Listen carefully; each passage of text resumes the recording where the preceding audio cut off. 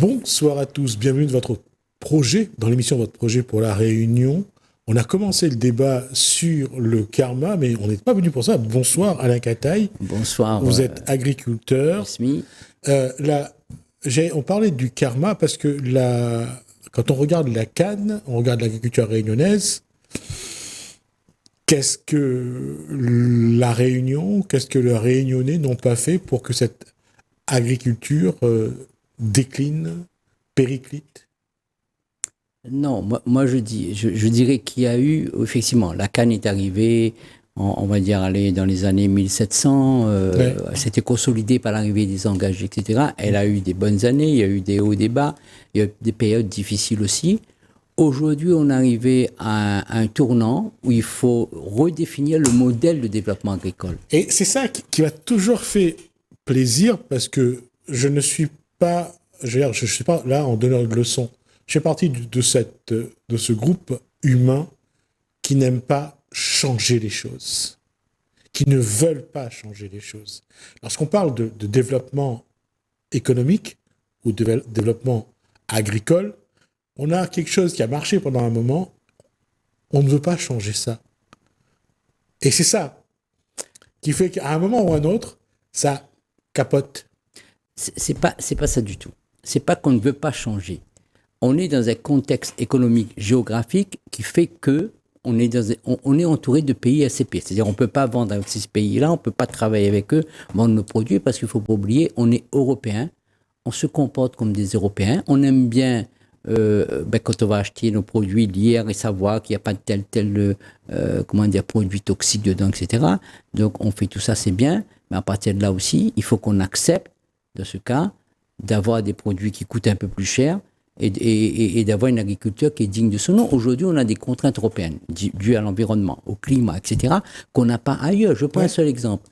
Aujourd'hui, on a des produits qui sont interdits sur le sol réunionnais en termes d'herbicides, sur la canne, qui étaient pour nous, agriculteurs, de très bons produits, mais qu'on trouve à Maurice, qu'on trouve en Afrique du Sud, qu'on trouve dans d'autres pays producteurs de canne. Pourtant que c'est interdit par l'Europe.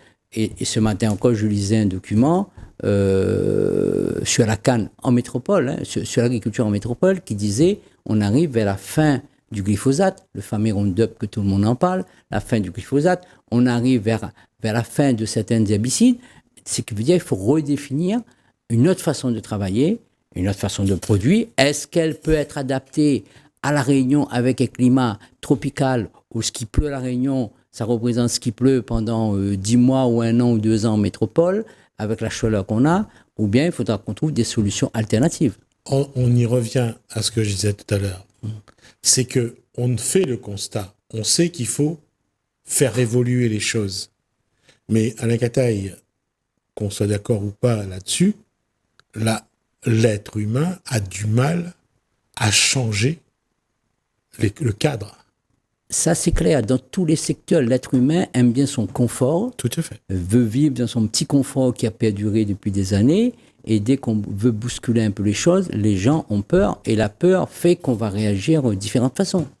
Et on va prendre un exemple que j'ai eu de vous. Là, les petits planteurs à La Réunion, ils représentent combien? Ah ben écoutez, moi aujourd'hui, qu'est-ce qu'on appelle petit planteur? Ceux qui font 24 000 euros de revenus. On dira que ça représente 80% des planteurs. Si vous vous rappelez, quand j'étais candidat aux élections chambres à l'époque, je me battais non plus pour les hectares, je me battais pour un revenu agricole. Et notre slogan, c'était il faut au moins, pour qu'un agriculteur puisse vivre, qu'il a un minimum de 2 000 euros par mois. L'agriculteur. Il faut qu'on arrête de dire, par exemple, 24 000 euros de chiffre d'affaires, ça représente 2 hectares de canne, 3 hectares de canne. Aujourd'hui, la moyenne de l'île, on est à 73 tonnes. En 82, on était à 76 tonnes. Aujourd'hui, je veux dire 20 ans après, on est toujours à 73 tonnes. Mais ça ne représente plus rien, parce que le coût d'un tracteur qui était 30 000 euros, aujourd'hui, c'est plutôt 120 000 euros. La main-d'œuvre augmentée, tout augmenté. L'agriculteur vit différemment. Donc, c'est pour ça qu'il faut raisonner, il faut trouver un autre modèle de développement agricole. Il faut trouver. Pourquoi c'est difficile à faire? Pourquoi c'est difficile à faire? Parce que, vous l'avez dit tout à l'heure, chacun vit dans son petit confort et personne ne veut bouger et personne ne veut perdre. Que ce soit au niveau de Tereos, au niveau des industriels, ils ont un système qui leur permet de garantir une marge bénéficiaire. Ils veulent que ça reste comme ça. Et du côté planteur, depuis les années, on a les petits planteurs, très petits planteurs. On dira ceux qui sont un peu de taille moyenne, mais qui sont ridicules par rapport à la métropole. Et puis on a quelques gros planteurs. On a 17 ou 18 gros planteurs qui doivent faire 200 hectares. Vous savez, quand j'étais président des jeunes agriculteurs, que j'arrivais en métropole, on faisait un tour de table, on se présentait et souvent on disait un peu la production qu'on avait. On avait un peu honte des fois de dire que j'avais 10 hectares, 15 hectares de canne. Parce que quand on faisait la pause, les gens nous demandaient tout de suite, mais vous vivez de 10 hectares, mais ça représente combien de temps de travail? Parce que pour eux, 10 hectares, c'est une journée de travail. Ensuite, ils ont mis leur herbicide, ils ont fait ce qu'il fallait dedans, c'est fini, ils attendent la récolte. Mais ils ne voyaient pas le climat qu'on était dedans, la situation réunionnaise, etc. Aussi. Le terrain, et puis le modèle réunionnais, qu'on a voulu qu'on reste sur un modèle plus de taille familiale que comme en métropole ou ailleurs industrielle. D'ailleurs, la FNSEA aujourd'hui est accusée d'avoir mis en place à l'époque le remembrement et d'avoir fait disparaître, ils étaient à 5 millions d'agriculteurs et aujourd'hui ils sont à 450 000. Parce qu'ils ont essayé de remettre, c'est-à-dire d'ajouter bout à bout les petits pour faire quelque chose. À l'époque, le ministre qui était en place d'ailleurs, ce qui est bien, il écrit un livre et dans son livre, il dit qu'il regrette le remembrement qu'il a fait parce qu'il a fait disparaître la biodiversité, parce qu'avant c'était des petites parcelles, etc. C'était pour mécaniser. Voilà, pour mécaniser. Et ça a arrangé l'État, puisque malgré le nombre d'agriculteurs diminué, mais la production augmentait. Augmentait. Ça a augmenté après la Seconde Guerre mondiale. On est passé des tonnages, mais je veux dire, c'est phénoménal. Ce qui était fait, ça a alimenté l'agroalimentaire, donc tout le monde était gagnant. Aujourd'hui, les agriculteurs s'en sortent plus. On revient Parce sur... Parce que l'Europe a changé la donne aussi. Là, avec les quotas, avec ce qu'il faut produire, qui est payé, et ce qui est produit, qui ne l'est pas, l'agriculteur français, réunionnais, se retrouve aussi, j'allais dire, coincé. Mais l'Europe, c'est une hypocrisie des gens qui siègent là-bas, des députés, etc. Il n'y a pas longtemps, il y avait une émission à la télé, Je vais dormir chez l'habitant. Ça me fait rigoler, parce que le gars, il était en Amérique du Sud, en Uruguay, et il discutait avec des coupeurs de canne qui touchaient environ, parce qu'il a traduit, environ 40 € par mois. Et il a posé la question avec ces gens, est-ce que ce salaire, ça vous va? Ils ont dit, ouais, c'est pas mal, c'est bien pour nous.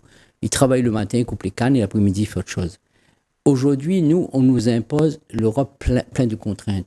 Mais quand on n'arrive pas à produire, est-ce que vous savez que le manque de production de sucre réunionnaise est compensé par la production brésilienne? Ça veut dire quoi? C'est voulu. Ça veut dire que l'Europe, ils nous disent, bon, quand vous ne pouvez plus produire, on va prendre du sucre brésilien qu'on va ramener chez vous. Mais en même temps, on vous met tellement de contraintes que les gens, ils n'arrivent plus à équilibrer les comptes. Aujourd'hui, c'est une question de revenus. Ce n'est pas une question qu'on ne veut pas travailler. Les gens n'arrivent plus à dégager suffisamment de revenus et à partir de là, la filière canne devient moins attractive que certaines autres productions. Sauf qu'on a vu dans les mois qui sont passés là que le fait de diversifier à outrance, de ne pas contrôler la diversification, j'entends l'effet contraire. Beaucoup d'agriculteurs qui me disent là, je vais réduire un peu le maraîchage parce que ça ne se vend plus. On a vu que la banane, avec Bellal l'année dernière, ça vendait, c'est monté jusqu'à 8, 9, 10 € le kilo, et qu'aujourd'hui, 1 €, ça ne se vend plus. Chez le producteur, je parle. Mais on a plein de productions comme ça. C'est que dire, on n'a pas de marché. Vous savez, tout est simple. S'il y a un marché, on peut produire ce qu'on veut. Mais s'il n'y a pas de marché, on peut produire tout ce qu'on veut, ce qui n'est pas vendu. Ça me ramène à la conclusion que je fais tout le temps, en disant on peut être le meilleur pâtissier du monde. Si on n'a pas le bon emplacement, si on n'a pas la bonne clientèle, on ne vend pas. Est-ce que sur ces éléments-là, est-ce que l'agriculture réunionnaise n'a pas appris à communiquer, à se vendre? Non, moi je dis aujourd'hui, on a un challenge, on a un défi à relever et c'est une chance parce qu'on a inventé un nouveau modèle pour nous qui est dans l'océan Indien, un petit territoire européen avec les contraintes et avec en même temps la possibilité d'aller parlementer, d'aller discuter avec l'Europe, pour leur dire écoutez, les amnésies. Je prends un exemple. C'était, je ne me rappelle plus, c'était quand on a mis en place la prime au transport. Ça posait problème parce que ça ne passait pas au niveau européen. J'ai eu l'idée, avec Nicolas Grissami, qui était à l'époque aussi au CDJA, et ainsi que Mme Denda, d'inviter la Commission européenne à venir à La Réunion, et non pas d'emmener le problème chez eux. Quand ils sont venus à La Réunion, on a pris des bus, on les a fait visiter l'île. Et ils ont compris, il n'y avait pas encore la route Tamarin, ils ont compris, quand on était en haut, ben, si on voulait aller dans la ville d'à côté, il fallait redescendre vers le bas pour remonter. Donc ils ont tout compris et ils ont voté une prime au transport qui permettait justement aux agriculteurs d'acheminer le hacan jusqu'aux plateformes qui étaient souvent dans les bas près des usines. Oui, c'est un exemple, ça veut dire qu'il permet, s'ils viennent sur place, de voir. Aujourd'hui, beaucoup de décisions sont prises, que ce soit à Paris, que ce soit en Europe, souvent à Bruxelles, sur des modèles un peu généralisés et qui n'est pas adapté à notre île, qui n'est pas adapté à notre situation. Cette situation-là, ça fait maintenant quelques années que les différentes régions de France l'a subi, dans le sens où c'est soit Paris, soit Bruxelles. Avant, on avait des élus qui connaissaient un peu l'outre-mer, l'ultramarin. Aujourd'hui, les élus, les ministres qui sont là, sortent directement des écoles, mais qui ne connaissent pas l'outre-mer. Mais vous avez raison, vous avez 1000 fois raison. C'est pour ça que moi, j'ai eu l'occasion, il y a 2 ans de cela, de rencontrer Stéphane Séjourné, qui était ministre du Transport, je crois, qui était venu à La Réunion. Et il m'a dit une chose, il m'a dit, écoutez, je lui ai parlé de la canne, je lui ai parlé de l'agriculture, il m'a dit, je suis content de vous entendre parce que moi, à Paris, j'ai qu'un seul écho. J'ai l'écho des coopératives et des industriels. On n'a pas de remontées venues des agriculteurs. Ça veut dire quoi aussi? Ça veut dire qu'il y a un gros travail à faire au niveau de ces instances qui nous représentent. Aujourd'hui, on va en parler, c'est les chambres d'agriculture. Tout le monde veut être élu. Mais tout le monde n'a pas la capacité de prendre un dossier et d'aller jusqu'au bout. C'est le paradoxe, en fait, quelque part, aujourd'hui. Avant, il y avait pas mal de leaders syndicaux qui voulaient être présidents. Et ils en avaient la carrure. Aujourd'hui, quand on regarde, il n'y a pas pléthore de candidats capables d'assumer. Ce n'est qu'un regard extérieur. Je peux me tromper. Je ne connais pas les potentiels candidats. Mais combien aujourd'hui seraient capables de prendre l'institution et ça, c'est quelque chose que vous connaissez bien, d'avoir un projet agricole pour La Réunion. Bah écoutez, je ne veux pas dire du mal des gens parce qu'on est en pleine élection. L'élection se finit vendredi à minuit heure Paris. Donc après, on aura les résultats dans 8 jours.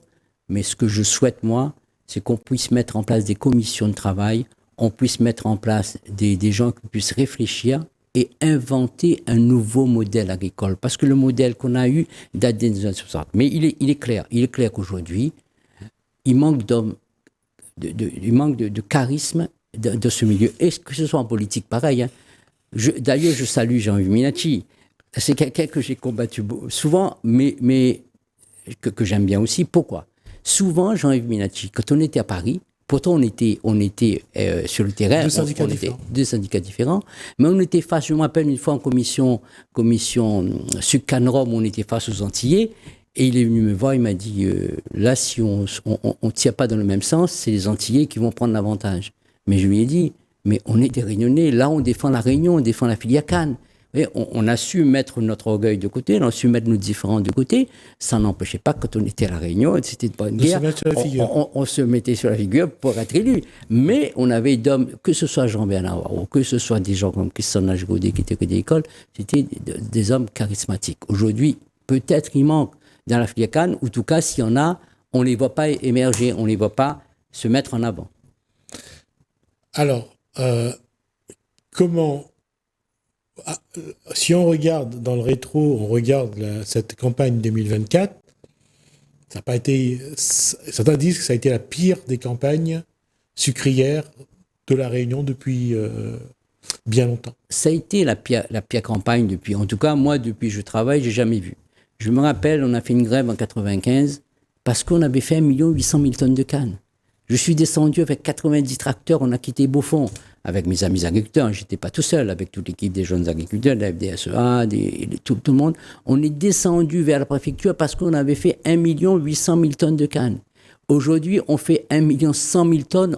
Est-ce qu'on a vu des gens? On n'a rien vu. La coupe est terminée. On a repris chacun son rythme de travail. On va préparer la prochaine campagne qui est dans quelques mois. Et puis chacun repart sur la même routine. Mais moi, à mon avis, ça va être catastrophique encore une fois cette année, parce que moi-même, j'ai jamais vu un mois de décembre et janvier aussi sec sur Saint-André. C'est vrai. Donc on a une sécheresse. Donc la cale a du mal à repartir. Et moi, je ne sais pas si les pluies arrivent au mois de février, au mois d'avril, ça va être suffisant pour alimenter les cannes qui ont été récoltées au mois de juin. Parce que l'année dernière, on a démarré la campagne mi-juin. Mi-juin. C'est en retard ou pas? L'année dernière, c'était pas en retard. L'année d'avant, on était en retard en 2023. Et on avait terminé le 22 décembre. Mais l'année dernière, on a repris justement une campagne normale pour pouvoir finir dans les temps. Et l'année dernière, malheureusement, il n'y avait pas assez de cannes. Donc, on a fermé avant. Donc, ce qui veut dire la campagne a été courte. Est-ce qu'il faudra arracher les bananes pour replanter de la canne? Moi, je ne dis pas qu'il faut arracher les bananes pour replanter de la canne, parce qu'il y a un marché, ça on appelle ça des niches de bananes à Réunion. Il y a des communautés comme Orienne, Mahoraise, il y a les Tamouls aussi qui utilisent beaucoup de bananes en période de décembre, période des fêtes, etc. Et puis la banane reste un fruit quand même qui est consommé beaucoup, parce que c'est un fruit qui est aimé par les sportifs. C'est facile de transporter, c'est facile de manger, c'est du potassium. Maintenant, si on arrive, moi je crois qu'il faut faire le plein des cases. Il faut qu'on arrive à remettre en place, à relancer la production de canne, à replanter, à dégager suffisamment de revenus pour les planteurs. Aujourd'hui, c'est une question de revenus. Et une fois qu'on a fait ça, oui, il faut faire un peu de bananes, il faut faire des légumes, il faut tout faire pour la Réunion, mais la population réunionnaise, on n'est pas assez nombreux pour dire qu'on produit 24 000 ou 30 000 hectares de diversification à la Réunion. Reste une chose, c'est à quel moment les agriculteurs réunionnais vont vraiment se regrouper et définir un projet agricole pour les 5, 10, 15 ans à venir? Ben écoutez, je ne veux pas faire de la publicité. Actuellement, il y a un projet agricole qui circule. On voit dans les 3 syndicats qui vont à la Chambre, il y en a un qui a fait un projet agricole qui me semble être pas mal. En tout cas, il a fait une vision globale.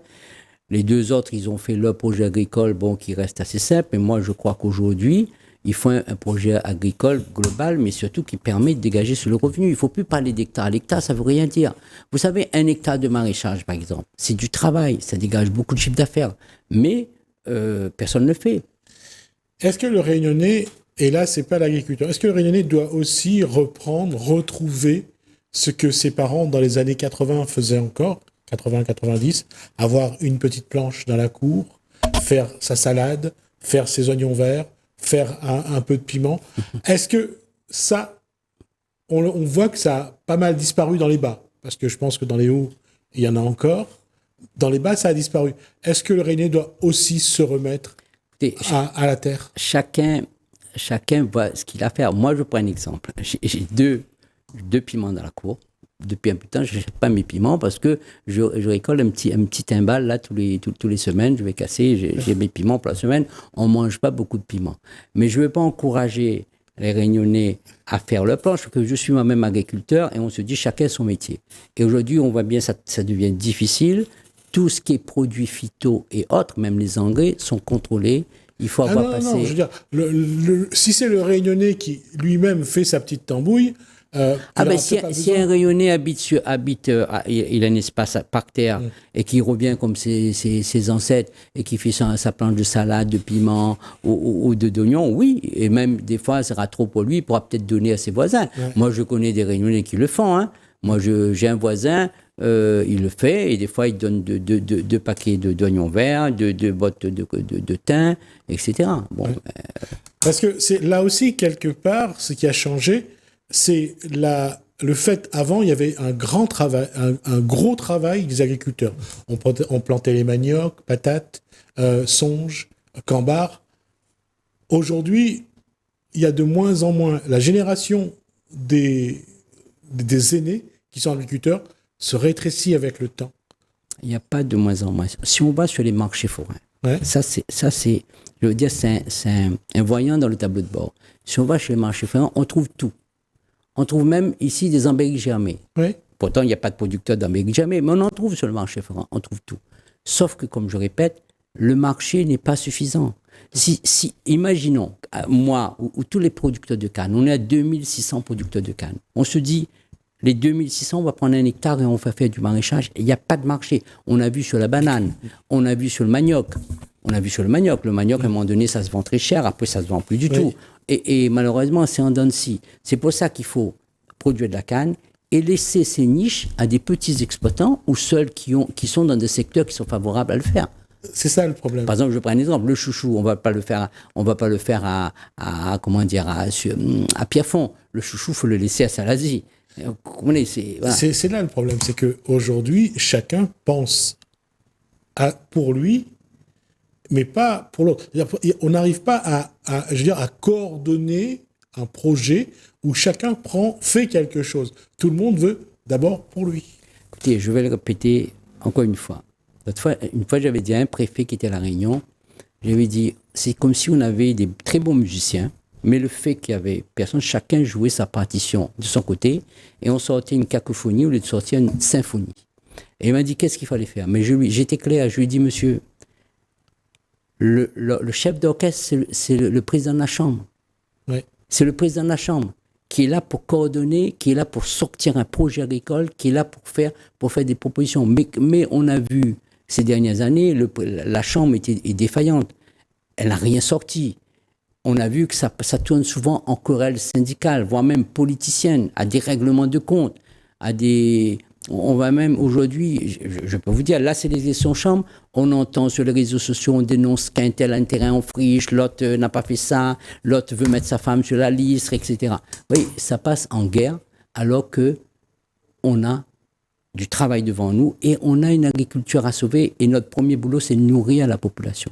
Donc il faut nourrir. Et on a un vrai produit qui est le sucre et on a 600 000 tonnes de sucre à produire pour l'Europe. On est en train de laisser les Brésiliens faire notre place et ma peur c'est qu'un jour la Réunion devient une boîte aux lettres et les 600 000 tonnes de sucre sortent au Brésil, passent par la Réunion pour avoir l'appellation Mascarenhas et ensuite repart vers l'Europe.